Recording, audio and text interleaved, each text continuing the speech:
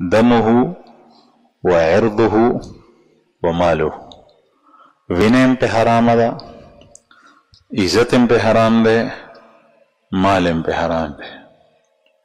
چې دا حرام شو اوس د دریو طریقو سره د دته نقصان رسول الله ظلم دی.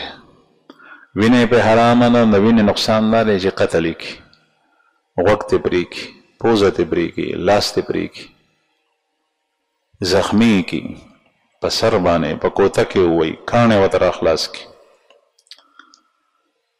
نو چې څومره یو ساس کې وینه چې د توی کې دا یو ساس کې وینه دا حرامه ده.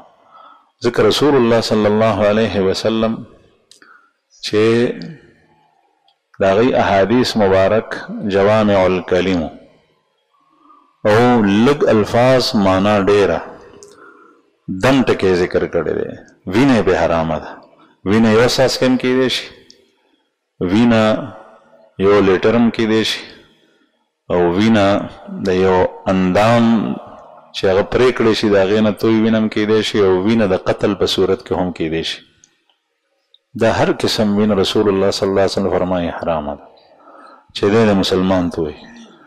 د بلیډ په څوکه باندې زخمی کو دا هم حرام دي، خو حرام کې بیا فرق دی. په دې کې او په اندام پرې کولو کې بیا فرق دی، او بیا په اندام پرې کولو او په قتل کې بیا فرق دی. قتل نورم جرم سیوا شو، وینه هم په حرامه ده.